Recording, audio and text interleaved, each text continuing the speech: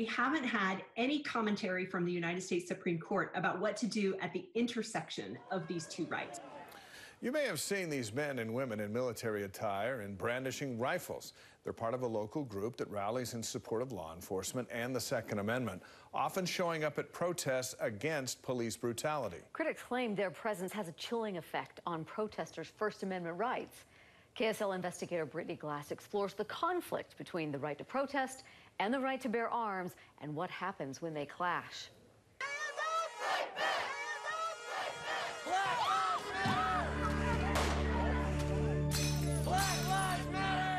We're just asking for the same treatment when we engage with police officers as white people have come to expect. Josiane Petit is passionate and outspoken about freedom of speech and the need for police reform. She is demanding change and knows that is her First Amendment right. It's the cause of liberation. I wish people were more focused on this threat. Casey Robertson founded Utah Citizens Alarm. So I'm sorry if you're offended by a gun, but wake up, because America is at war. He, too, stands behind his Second Amendment right.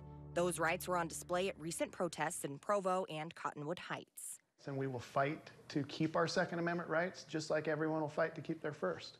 You may confuse his group, UCA, for members of the military, dressed in fatigues, masks making them unidentifiable, no names or associations. They show up to protests, they say, in solidarity with law enforcement. We're simply there to be eyes and ears for the police and just be a deterrent for violence. That's it. And they appreciate that. And because law enforcement's getting a horrible, terrible name right now. You know, they say they're there to keep the peace. Well, the way my group and like groups have shown that we're here for nonviolent protest is we don't bring enough ammo to take out a small village. After weeks of protests, the clash of rights came to a head in Provo at the beginning of July. The violence is now here. So it's in my town now. What happened in Casey Robertson's hometown urged him to put out the call. And so I got on Facebook and I said, who wants to come down there with me and show them that we're not going to put up with violence in our town? Do you encourage them to be armed? We encourage people to be aware of the laws and follow them very closely. We appreciate their support for law enforcement. That's their narrative. And the KSL investigators went to Utah's Commissioner of Public Safety, Jess Anderson, for his perspective. However, it's not done with the proper training. It's not done with the proper perspective or understanding. Commissioner Anderson makes it clear. And establish expectations right up front with them. When it comes to law enforcement's interactions with groups like UCA, there is no working relationship. Listen, we didn't request you.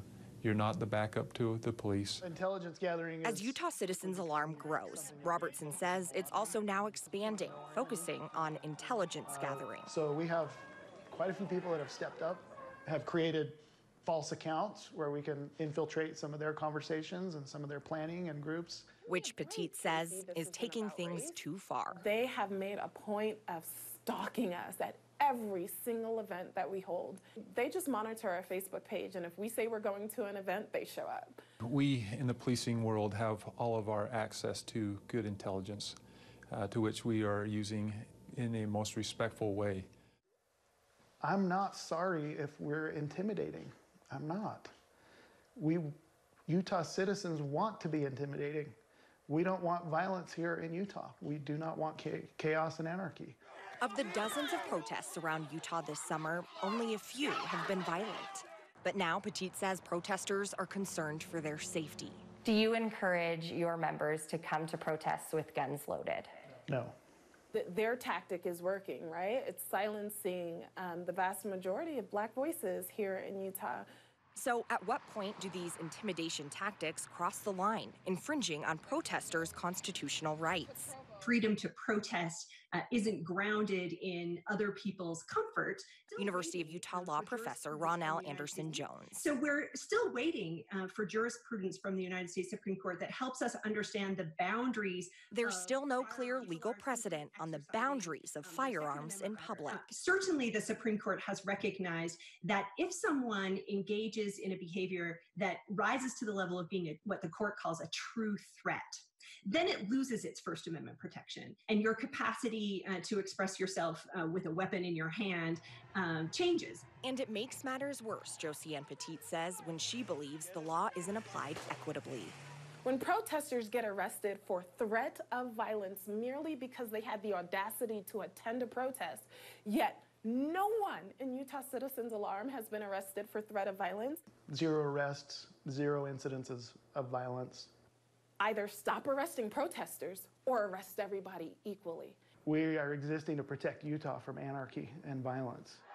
Anarchy in the form Robertson believes of Antifa ideology. Antifa is short for anti-fascist. What Robertson believes is the real enemy. And Antifa is working through these protest groups to get their point across, which is destruction and anarchy. But the Department of Public Safety says Antifa here in Utah is currently no cause for concern. Is Antifa alive and well in Utah? Not that we're tracking right now. As far as identifying who those somewhat terrorist groups are or otherwise really anarchist groups, we do keep a close watch on that. Each of you has something to Even as rights clash, protesters like Petit believe they still have a job to do. We are the activist groups. We're not going anywhere and we're not backing down. So I walk Until that happens, Petit says she's determined to exercise her First and Second Amendment rights. well, we can do the same thing. Petit says she's purchased an AR of her own and a 9mm handgun. I make sure when my gun arrives that I'm capable of using it. If there was an incident of any sort of conflict between these two groups, we'll be lucky to get through this situation without anybody being killed. It won't end well. Utah Citizens Alarm was one of nearly 2,000 pages Facebook shut down last week in an action the company said was aimed at anarchists, militia, and followers of the QAnon conspiracy theory. Before it was removed, though, it had almost 20,000 members. But that's not stopping the group. The founder already has a website up and running. All right, Brittany, you raised a lot of timely and tough questions. Thanks. Thank you.